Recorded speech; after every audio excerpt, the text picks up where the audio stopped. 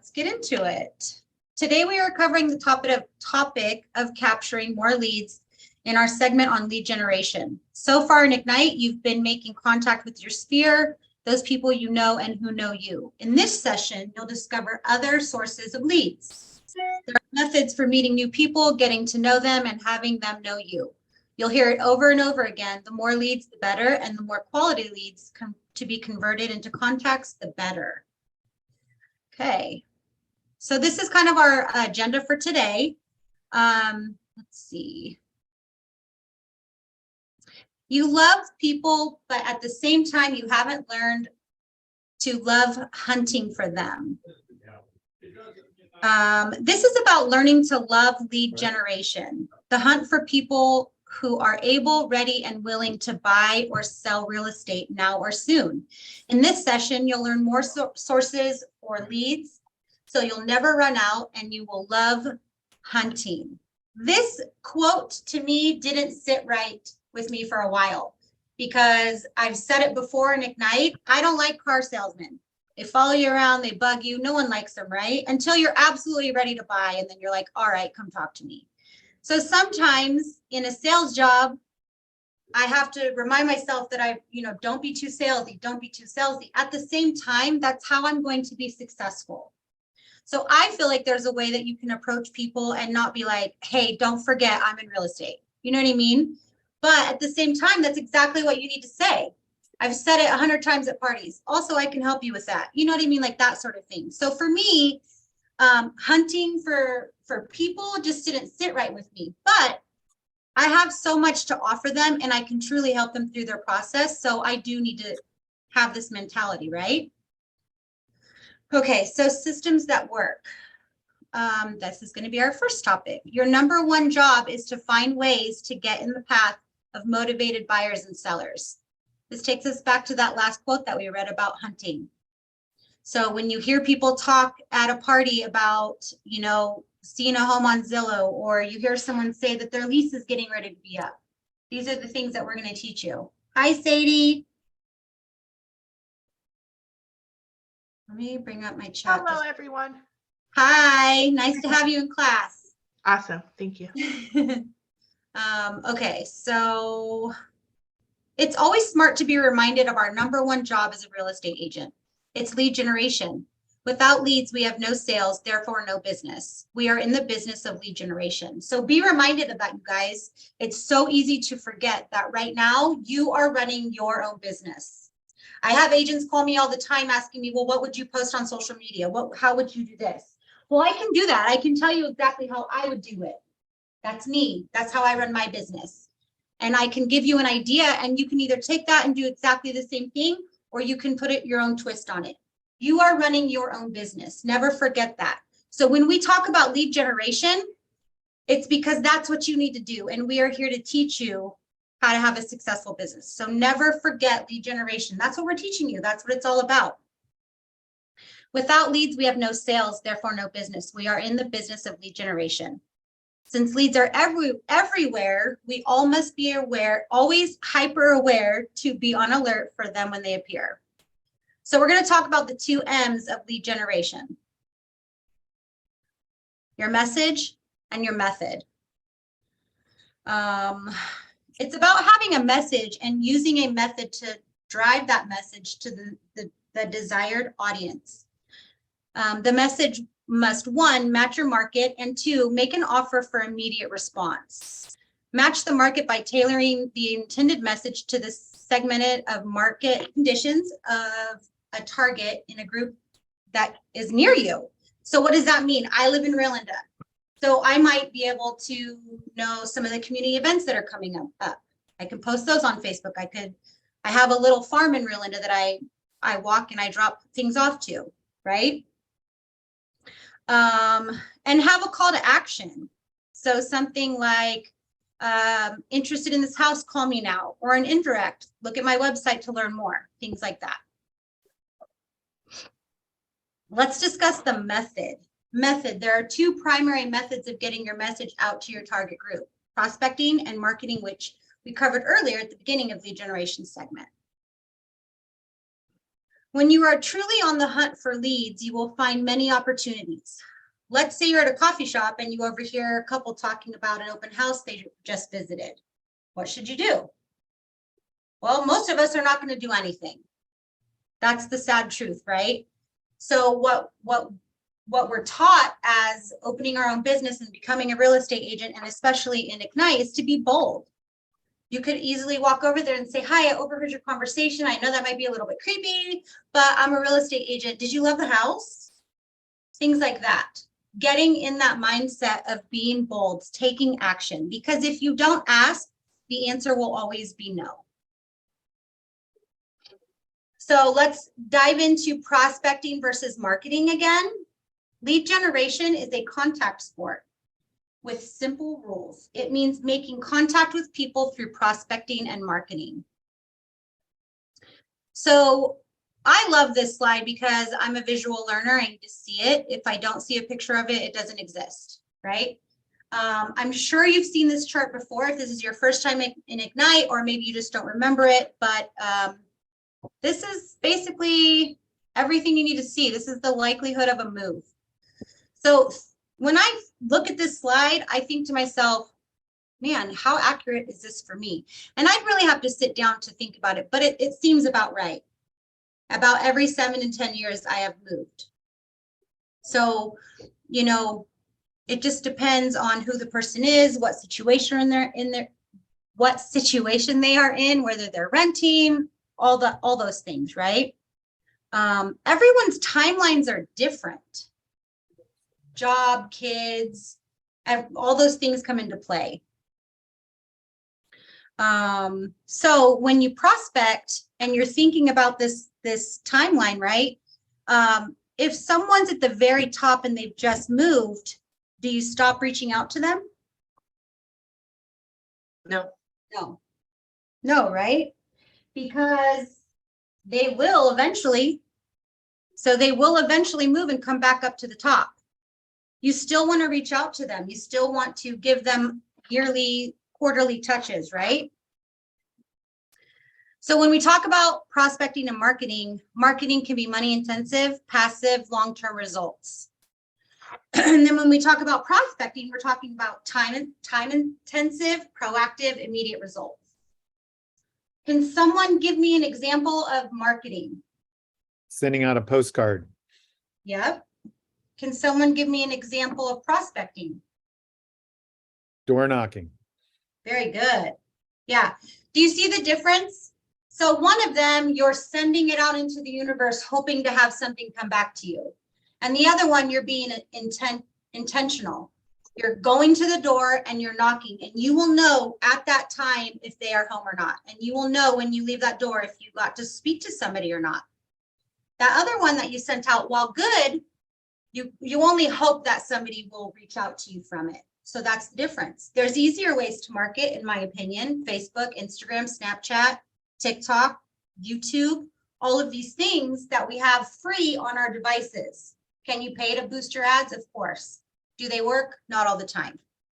But just reminding people, being in their face, your number one job is to be the first or the second person that they think of when they need a real estate agent. We're going to cover that in a slide here in a couple minutes, but that's ultimately your goal. So by posting, daily, hey, I'm here at the office, let me know if you have any questions, or don't even post that. Just post checking into the office today. Sharing a little bit about your day, reminding them that you are an agent is what you need to do, in my opinion.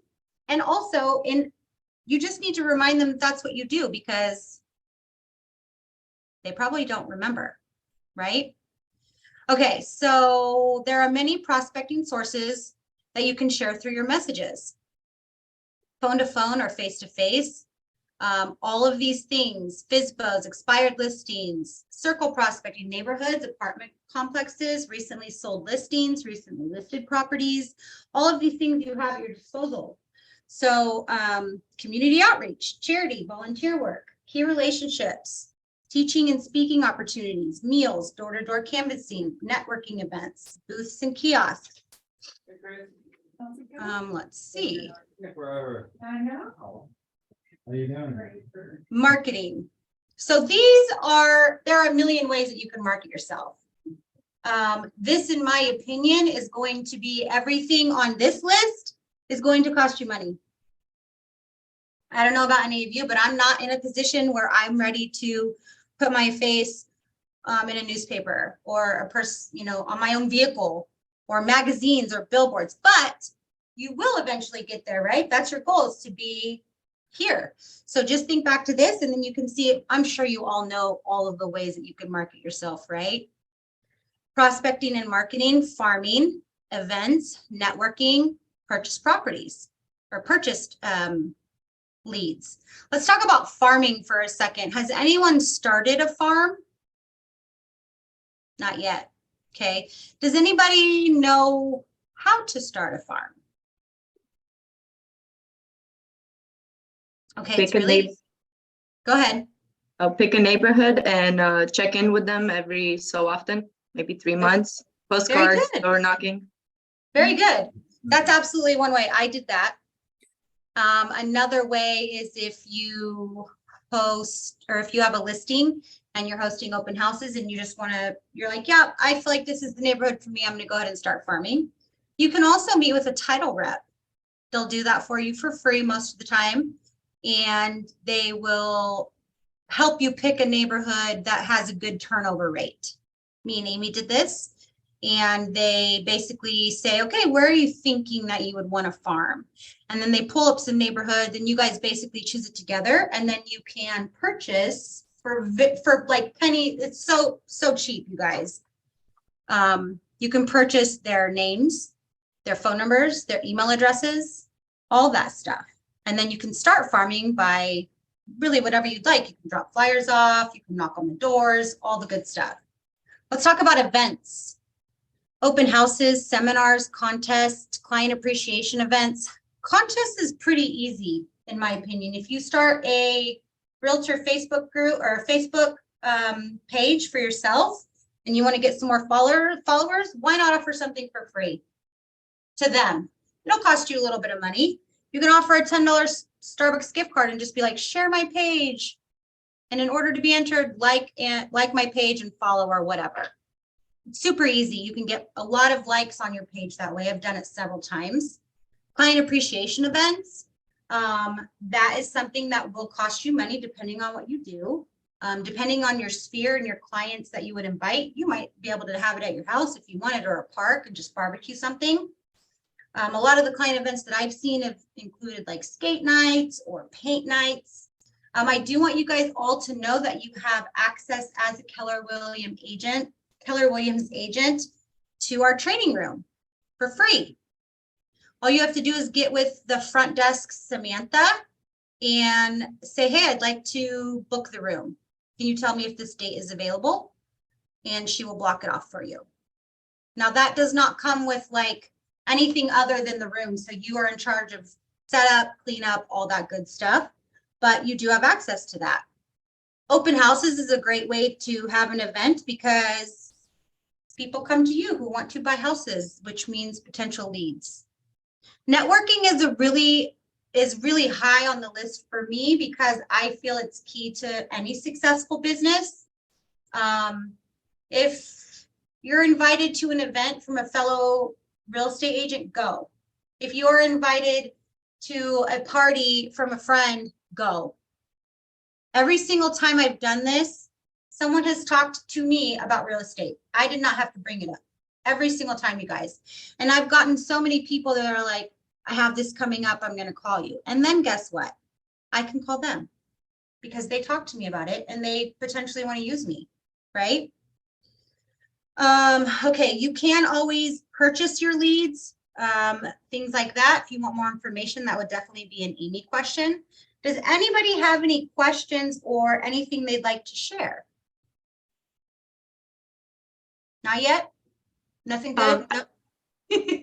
I guess I have a question about the geographical farm. How big is that supposed to be? Does it go by blocks or amount of houses, or would the title rep tell us? That's really up to you, because you think about it this way.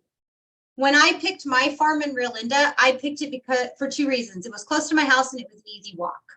I don't plan on spending any money on flyers immediately. I'm not making the money that I need to in order to justify that in my mind, right? So I want to just walk it. It takes me about 30 minutes to walk probably 2 blocks and dropping flyers. That's doable in my mind, at least right now. So when you're picking the farm out with the title rep, that's why I say meet with the title rep. They will always meet with you for free. That will never cost you anything. And then you can at least get an idea. And they're going to ask you these questions. They're going to say, well, are you going to walk it or are you going to mail it? And you're probably going to say both, right? Because eventually you might want to mail. But right now you probably will walk because it's free 99, right? So it's just, I think that if I remember right from my conversation with the title rep, I believe that they say around 200 houses. I could be wrong, but that's for mailing. Thank you. You're welcome. Any other questions or comments? We're good to keep chugging along. Let's talk about gold mine of referrals. Always provide value. How can we provide value? Well, we have an amazing app that updates faster than updates faster than Zillow. And you can provide that to them for free. They can search properties that way. Share market statistics. A lot of the number one thing people ask me is, how's the market going? Crazy. The market's crazy. It's impossible to run comps on properties because they're all over the place. Bouncing from one deal or another, you could be up against no offers or you could be up against 5. Prices are all over the place. Interest rates are all over the place.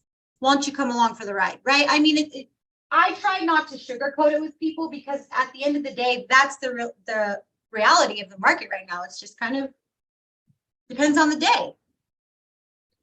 Provide a vetted vendor list. I believe Scott just did this for a farm that he just started. Correct me if I'm wrong, Scott. But that is a brilliant idea. I don't even think I ever thought about that. Yeah, it was really easy. I got, I had a bunch of addresses of houses I knew I wanted to market to. I sent them to LandView in a spreadsheet. And within an hour, I had back names of all the owners of all the properties, lots of phone numbers, and quite a few emails on each property. Now, let me ask you this, Scott. How did you get that list of homes? So I have specific neighborhoods I want to target for a style of house that I'm selling to. And I just drove the neighborhoods and wrote down the addresses and put them in a spreadsheet. Brilliant. So when agents ask me, how do I start a farm? Sometimes you got to do your own thinking.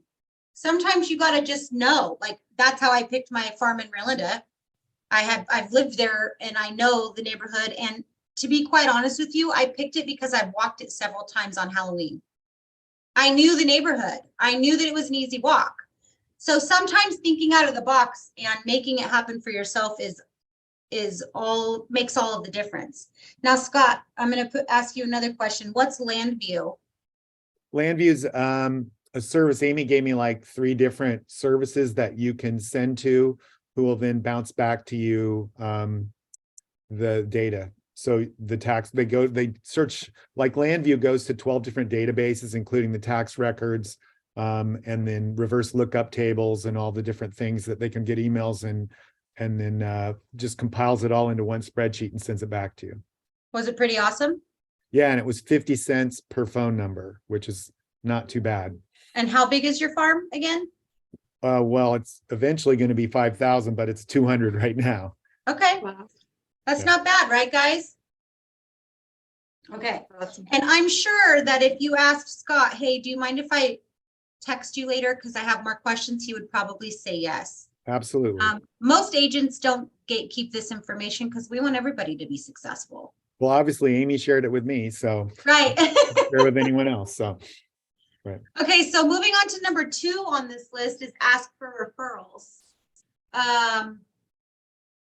We got to ask, guys. So I have a client right now that is, it's my first client that has really been a like dire need to move situation. And it's very emotional. I'm a very emotional person, if you haven't already guessed that yourself. Yes, I'm an Aquarius. It happens, okay? But every single time I call her with good news, I'm like, hey, we got the credits, or hey, they accepted our terms, blah, blah, blah. She cries. They're living in a horrible situation right now, and they need this move for their family very bad. I have not yet asked for her a referral yet because the deal has not closed, but you better believe I'm going to be asking, because she has told me every single time how much I've helped them. She's told me that before, like, even if this doesn't go through, I know you're going to help us find another one, blah, blah, blah. That's good. And I'm going to tell her, you know, let me help someone else that you know. I will help them just like I helped you guys. So don't be afraid to ask for referrals. Reward for referrals. Amy put me onto this, and I send out emails asking all of my clients for referrals. So after the deal closes, they get an email. So good to be in business with you, blah, blah, blah, blah. If you liked my services, I'd love to hear about it. And also, I know this takes time out of your day, so I'm going to give you a $10 Starbucks gift card for every referral, because we have 3 ways that they can write a review: Zillow, Facebook, Instagram, I believe. So they potentially could get a $30 Starbucks gift card, but that means 3 opportunities that I have to share a client referral on my social media. So I can tell you, think about yourself. How many times are we asked to review something that we purchased on Amazon? How often are we asked to review an item that we purchased from anywhere online? It's almost every single time. How many times do you do it? Probably never, right? It's a pain in the butt. But if you better believe that if there is a $10 Starbucks gift card or something in it for me, I'm going to do it. I'm not going to turn that down. But that's just another way that you can get, you know, referrals. Thank you. Thank with handwritten notes. Obviously, this is in one of our touch programs, and some people might not believe in it. I love handwritten notes. I think they're so sweet. I'm sure you guys all got all of the marketing that was when you got your license and you were sent a million letters. Oh, we want you. Come to our brokerage.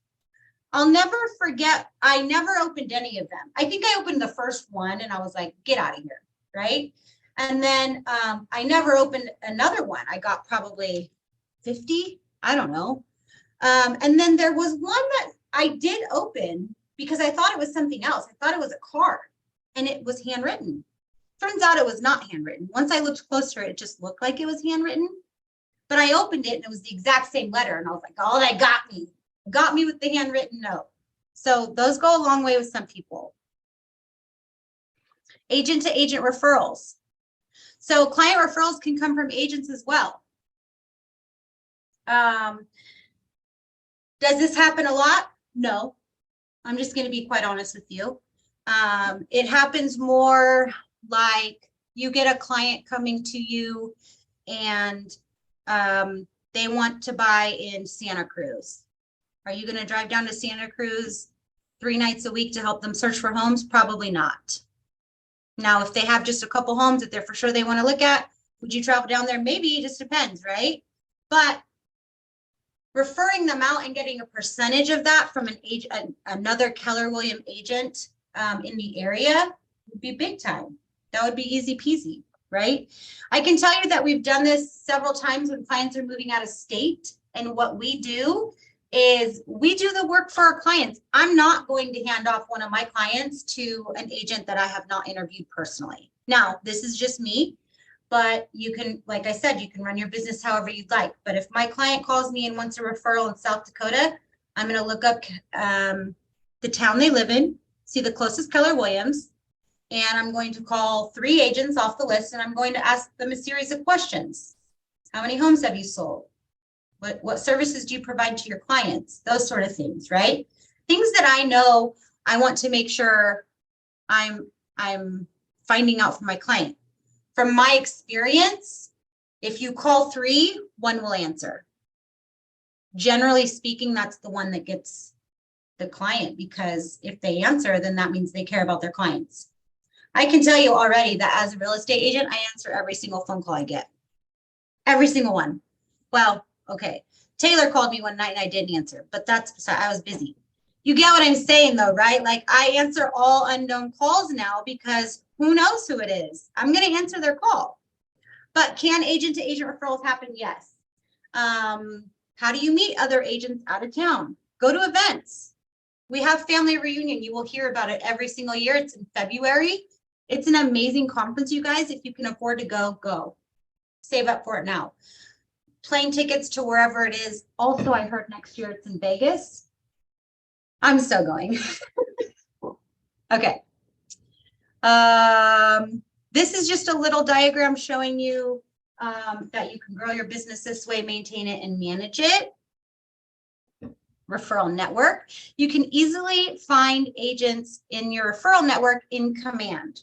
So if you are looking for someone out of state because you have a client that you'd like to refer out, you can go into Command and connect and then search the map.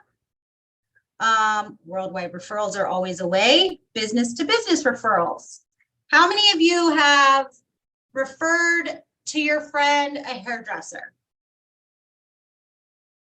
What about auto repair shop? Deepak's the only one. Got it. Okay, my point is I do it all the time. People are like, oh, I need a hairdresser, or oh, I need a veterinarian, or oh, I need a tax guy. Well, good luck. No, I'm just kidding. But my point is that we always are so quick to be like, oh, I know just the person. You need to be the real estate agent that everyone thinks of. So when people talk about calling your sphere, this is why it's important.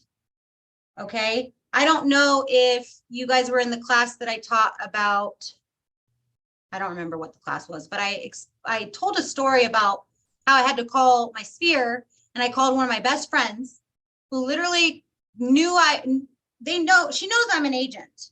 And I called her and asked her if she knows of anybody who's looking to buy or sell real estate. She said no, and we continued to talk for about 10, 15 minutes. And then she was like, oh my God, I do know somebody, my dad. So you have to make those calls because people, they just don't think, okay? So business to business referrals. We oftentimes refer other businesses to our friends and family. So you can always call that person and say, hey, I just wanted to let you know that I really and truly appreciate the value you bring to our community. You're an amazing hairdresser. You're an amazing dentist. I refer people to you all the time. I just wanted to let you know that I'm in real estate and I'm really awesome at it. So if you ever need my services, I'd love to help. That's not so hard. You're literally calling them to tell them that you already do this. I'm referring people to you. Okay, I'd love to help you with any real estate needs that you have. All right, more sources. This is another segment on farming. A collection of homes, a neighborhood that an agent chooses to focus their marketing and prospecting efforts. Many agents choose to focus their prospecting and marketing efforts in a neighborhood or a set of neighborhoods, which is also known as targeted farming.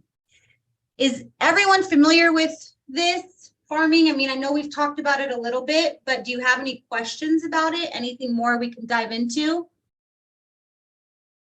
No, we're good? Okay. I actually have a question about expired listings. Okay. I was wondering how might you like navigate a phone call about an expired listing for a lead? Your dog is like, it's time to play. I will tell you that that's probably a better question for Amy. I will also tell you what I've learned from what I have learned. The number one thing I'll never forget is in bold. They were talking about expired listings, and the instructor said, they asked the same question you did. What would I say over the phone? And he said, I'm going to tell you that you should have knocked on the door. And he also said, the reason you do that is because you can get a feel for their face. You can see how they're reacting to you, but also you could potentially walk into the home and view the home if you're there. right? So a good way that he said to approach it is just tell him, can I host the open house for you? Like if I could get people to come into the house to view it, 10 people a day or however many show up, would that be beneficial to you? And then if you come back and you come back, he might give you the listing, right? Now, will you waste your time on some? Sure. But I don't see how that's possible. I mean, especially if you're like, I'm pretty sure I can bring a buyer to you. You know what I mean? Who would say no to that? And it's determining or how long it's been off the market, right? Oh, you're talking about expired listings. Are they still for sale? I didn't have any specific examples in mind. I was just kind of wondering. Not for sale by owner. My bad. I thought you meant for sale by owner. Oh yeah. I mean, either one. Expired listings could go the same way. But the question you would need to ask them is, do they still need to sell? Why didn't your house sell? But yes, ask Amy that question. She could probably help better explain that. Any other questions? Okay. Maximize your prospecting and marketing in a geographical farm. Open houses, social media, conversations, contacts, and notes. Essentially what this is saying is you can also start a farm based on where you host an open house. And you can post it on social media. You can have some conversations about it with your friends, your family. Hey, I'm hosting an open house. I'd really love to have a lot of people there. Can you come by and say hi? Door knocking. Letting the people in the neighborhood know that there's going to be an open house. You might see some increased traffic. Events and seminars, hosting events, going to seminars, meeting new people. We went to an event, it was a lender event, and you'll find anything from insurance agents there to, lenders, other agents. If you have the chance to go to an event, go to an event. MLS hosts them all the time, CAR hosts them all the time. Leads are everywhere. Grocery store, coffee shop, repair shop, hair salon, dentist office, wherever you go. It's kind of like the algorithm on Facebook. Now that I'm an agent, I hear so much more real estate talk wherever I go. Now I'm like, the antenna goes up, right? Okay, so let's talk about capturing leads. So lead generation plan, connect with your sphere, build and feed your database, capture leads from open houses, build community with social media and capture leads. All of the good things. These are all ways. So the number one question that the coaching program is asked is, where do I get leads from? This is it. We've given you a million ways. You just have to execute them. Are we done for this class? Okay, I engage every conversation in the spirit of contribution, and people are happy to be in a relationship with me. I think we see this every time, and I love it. We are done for this class. Okay, we are going to take a 15-minute break, and then we are going to come back. And what class are we doing next? Keep every lead. So I'll see you guys in 15, okay?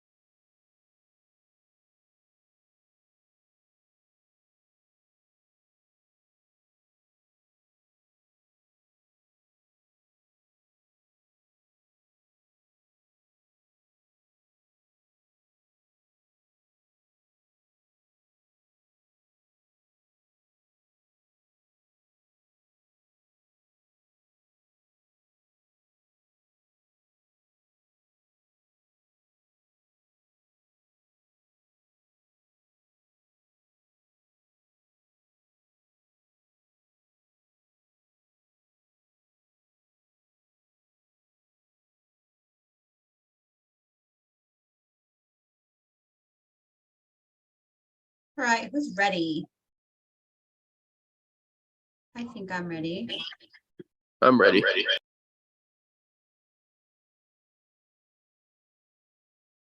Shush it, Morgan. Okay. Hi, everyone. We're back. Round 2. Share screen. This one.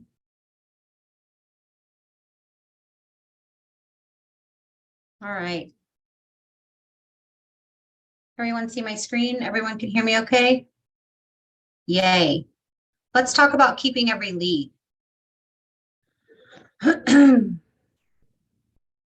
So let's talk about this beautiful graphic again. If I gave you a lead close to the top of this, on this move thing, what would you do with it? Someone tell me. Talk to them a lot. There you go. So what Taylor's telling you is that he would treat it just as any other lead, right? Market to them, get to know them. I give you a lead, and it doesn't really matter where they're at. You would want to give them attention. If I gave you a lead that is close to the top of this hump right here, you probably perceive that as a bad lead. There are no bad leads. 0 bad leads. Everyone moves. Everyone needs a place to live. We got to market to them all. Think of leads that you enter into your database through lead generation as your potential business. Lead follow-up helps us turn the leads from possible business into profitable business, with the end goal being a profitable, I said that twice. Let's see here. If you aren't first or second in their mind, you probably won't get the business. Hang on, let me go back really fast because there's a stat that I want to share with you. The National Association of Realtors did a study, and it shows that 73% of buyers only talked to one agent, and 82% of sellers only contacted one agent. What does that tell you? People go for the first person they know. Yep. So what happens is when you think in your mind, I need a tax guy, and you've heard someone in your sphere say that they do taxes, they might come to mind. So when someone thinks that they want to buy a house or sell a house, you need to come to their mind. If you are not first or second in their mind, you probably won't get the business, which is why we make calls, which is why we have them on a touch system. Okay. How to lead follow-up.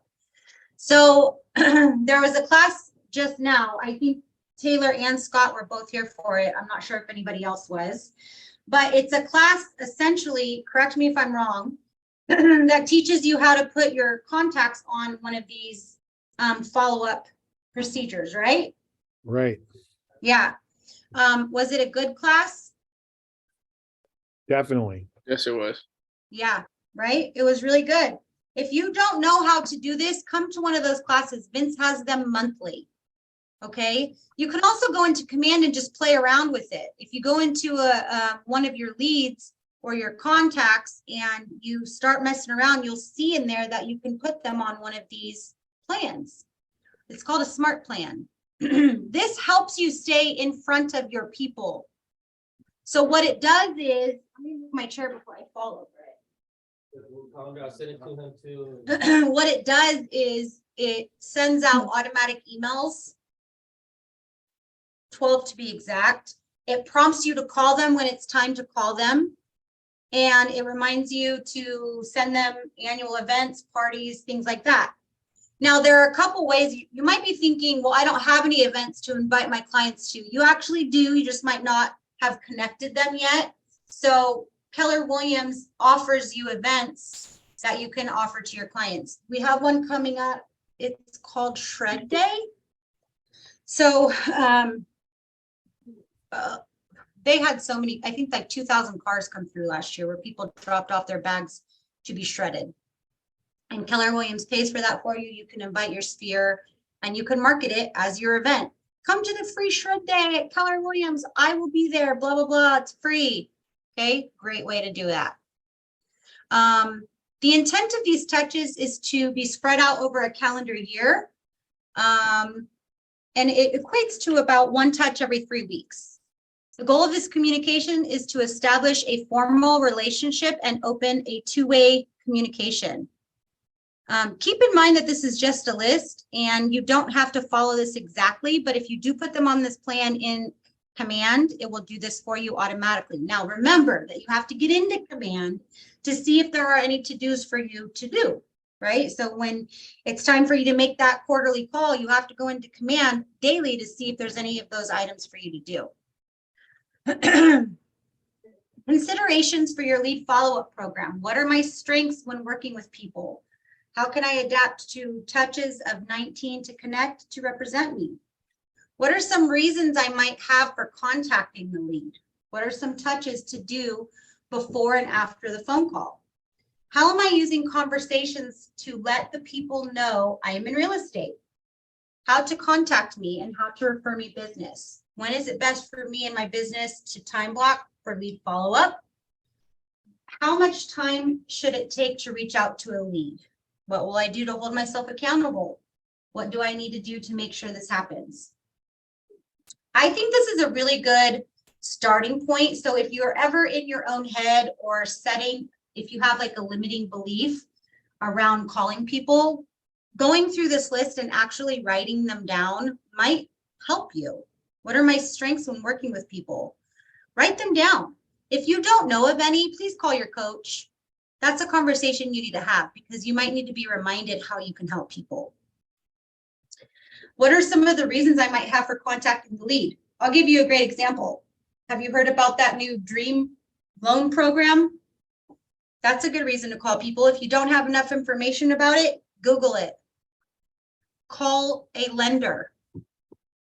I can tell you right now that there's not very many lenders out there who would not want to talk to you about this and help explain it to you because you potentially could be bringing them more business. So you could contact a lender and say, hey, I need like 5 bullet points about what's awesome about this program and 5 bullet points that why this program is not good. Now, you might not get the same response from every lender, but I can guarantee you that they will give you valuable information. That sort of stuff happens all the time. You know what I mean? You could call people and just say, hey, there's some great houses on the market in your area. Anything like that would be valuable. How am I using conversations to let people know I'm in real estate? How to contact me and how to refer me business? This is going to be different for every person. When I'm at a party or an event or a social gathering or whatever, it often happens a lot that people just say, oh, Melinda's a real estate agent. And then that's how the conversation gets brought up for me. I have had to say it a few times like, oh, you know, that's what I do, right? And they're like, no, I didn't. I'm like, girl, you don't follow me on Facebook or nothing. You know what I mean? So you just have to use your own personality to incorporate that into conversations, but start doing it every single time. It will probably be uncomfortable and that's okay. When is it best for me and my business to time block for lead follow-up? That's going to, again, be different for every person, but you must time block that time or else you won't do it. I mean, maybe you're 1 in 1,000 that will just do it every day because that's how you program. I'm not programmed that way, and I have to have it in my calendar or it won't get done. How much time should it take to reach out to a lead? That is different for every person that I call. I have people in my sphere that I literally know that when I call them, I probably won't get very much done that day because it will be an hour-long conversation. And I'm okay with that because sometimes people just need a little bit more love, right? And I still need to reach out to them. I still can help them. And I might cringe when I see their name, but I'm going to do it, right? But you just have to account for that. How much time should it take to reach out to a lead? I would say on average 15 minutes, depending on it, how long the conversation goes. You might not even get them. You might get their voicemail. What will I do to hold myself accountable? I know an agent that literally sets out a gift on his desk when he does his lead generation. And if he does not hit his goal, he does not get the gift. It could be something as simple as a gift card to his favorite restaurant that he's purchased with his own money. But he doesn't get it if he doesn't do the work.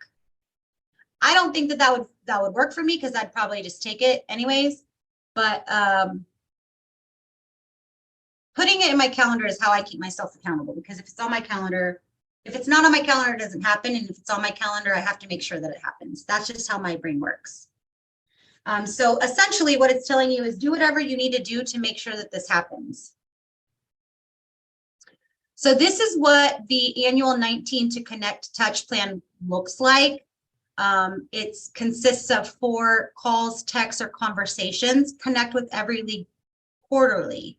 I just had a conversation with Scott in between class, and Scott, I hope you don't mind me sharing this, but he said, I am a call guy. I'm not a call guy. I want to talk to them in person.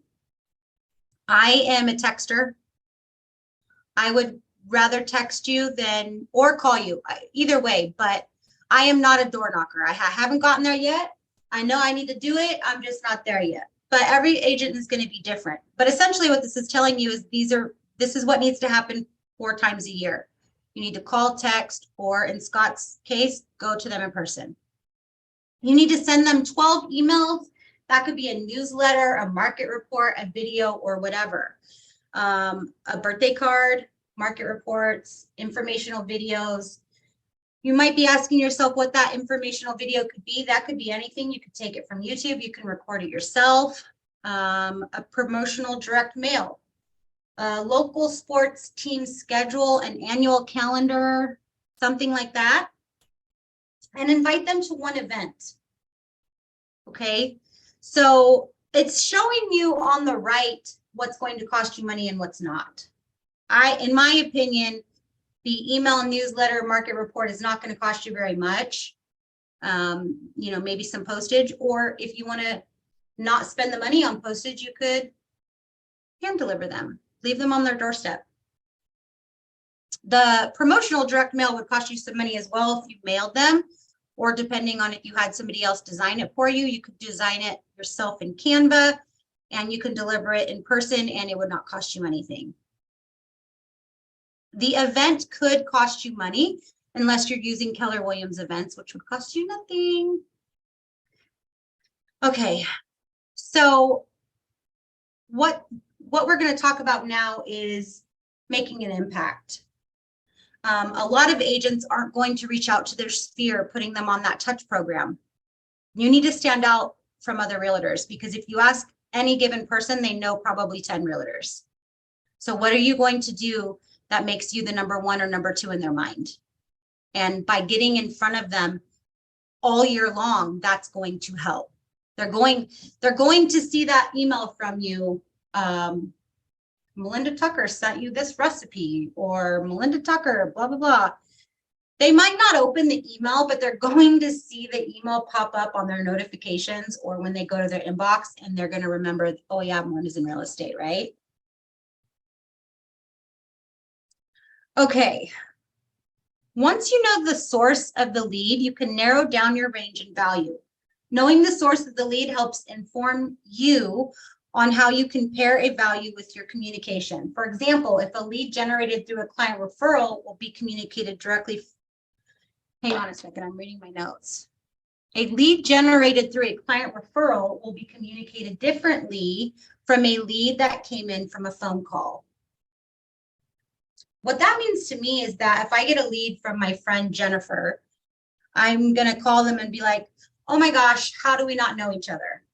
How do you know Jennifer? How long have you known her? This is such a small world. I'd love to work with you.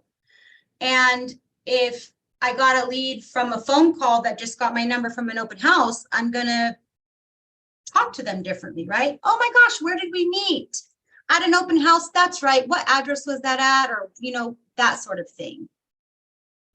Statements or questions. Why are you thinking about buying or selling? Tell me more. What will that do for you and your family? So what this is telling you is that you can have these questions with anyone that you meet in person or on calls. Post-lead follow-up. When two-way communication is established, the lead becomes a contact in your database. move the person from a 19 to connect to a 36 to convert. Those are two different smart plans in Command, in case you didn't know that. So what it's saying is, for instance, I purchase a farm from the title company. I get their phone numbers. These are people I don't know, right? I can call them, I can reach out to them, I can stop by their house, I can drop paperwork off.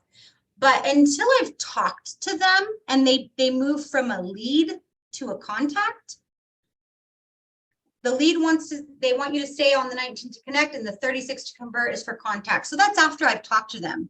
That's after I've had a two-way conversation with them and I know that they are now in my database as a contact. What it's telling you is to cement the relationship. A high value touch that solidifies the relationship you have just established and opens the door for future interactions. At the point where the lead opens the door for two-way conversations, you must cement the relationship. Everyone in your database should be cemented right when you transition them to 36 to convert.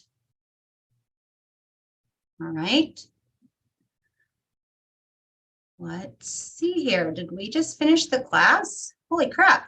I engage every conversation in the spirit of contribution, and people are happy to be in a relationship with me. Do I have any questions? Comments, So are you concerns? saying like when you meet someone at an open house, you put them at the 19 to connect first and then transition them to the 36? I mean, it really just depends, because that could be different for every person that I meet at the open house. I could have a 5-minute conversation. I've had someone stay in the home for an hour at an open house because they were waiting for someone else to get there. I got to know her real well. Okay. So, I mean, it just depends. As long as they're on some sort of touch system, I'm going to tell you, you're going to be successful. It's just the 36 touch puts your name in front of them a little bit more. Yeah, and for people like obviously not everyone's going to respond when you follow up to them from an open house. For people who don't reply, do you still try to keep them in a touch program at all, or? Yes. Mm-hmm. Until they reply back to you, stop. Keep doing it. Okay. It's free. Why the heck not? Right. Hey, Taylor, in that book, that $1 Million Listing book, they talk about met and unmet people that you have. And that's how I think about how you switch them from the 19 to the 36. So Okay. the people you haven't actually met in person or don't feel like they would know you if you ran into them, they're your unmet, and those are the 19. And then once you've had a conversation and you feel like you've established a relationship with them, then they go into the more touches. Got it. Yeah. And is there like I don't think I've done any class on the 19 touch yet. Is there one coming up at all? I would go into Command and you can search that smart plan and you can see everything that it will do. Okay. Yeah. Thank you. You're welcome. Also, I would go to YouTube, because I bet you Keller Williams has put out a video about the 19 to connect. Got it. Yeah. Okay. Any other questions? I have a question. How many sessions is this Ignite training? That's a great question. Let me pull that up really fast. Okay. There are a total of 1, 2, 3, 4, 5, 6, 7, 8, 9, 10, 11, 12, 13, 14, 15, 16, 17, 18, 19, 20 classes. We are smack dab in the middle. Okay. Sounds good. Avery, you had a question? Oh, it's kind of long though. It's not a question. It's a statement mixed into a question. Okay. So I'm in a bowling league, right? And last night I was bowling, and I asked my parents if they would help me out to get like names and emails of the people that I bowl with. And they were able to, she got a few a little bit, like 20, there's like 50 people in the league, like 20 something numbers and emails and stuff. It's like, something that I could do to, add people to my database and stuff. But my question was, a guy who's Travis, I guess he's looking for land. He's not looking for a house, he's looking for land in Dixon. And my question I was going to ask you was, am I able to sell land or farm land? Like, you know, or how does that work? Yeah. You know, because obviously it's not a house. Am I able to do that? You know, like, Yeah, you absolutely can. Yeah, I would pull up, sometimes land doesn't have an address, but if it's in MLS, I would just do some research on it.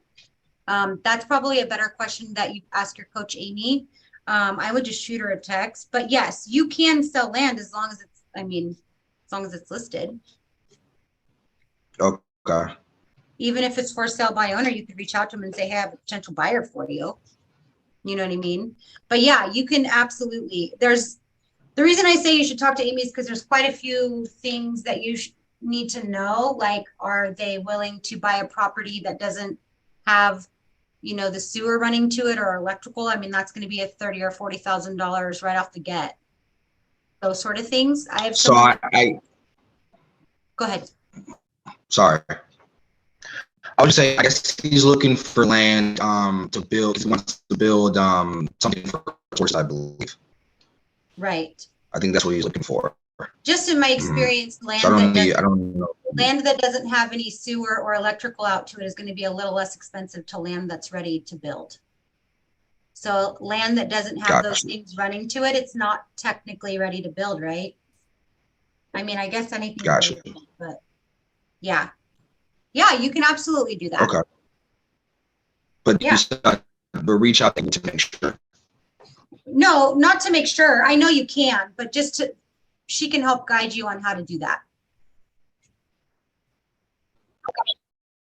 Okay, that's what I have. Yeah. Any other questions? Thank you. You're welcome.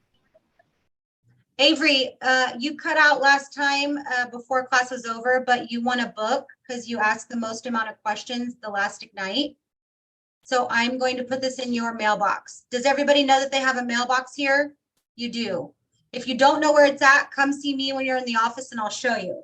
I try to keep track as much as I can. I have like this little list right here and I put a mark next to it every time somebody asks a question or anything like that. Today's winner is Taylor. So I'm going to give you a $10 Starbucks gift card. Do we do gifts every time? No. Do we try to encourage class participation? Yes. I wish that class was in person, you guys, because I don't love Zoom classes. But for now, this is what we have. And this is my way to encourage you to ask questions. So Taylor, I'm going to put this in your mailbox. Thank you for participating. Awesome. Scott, you were a close second. Okay, guys. Thank you for the book. You're welcome. And you guys have our information. My name is Amy. Call or text if you have any questions. And I look forward to seeing you guys next time. Class tomorrow, 1 to 3. Thanks, Melinda. Bye. Bye, guys.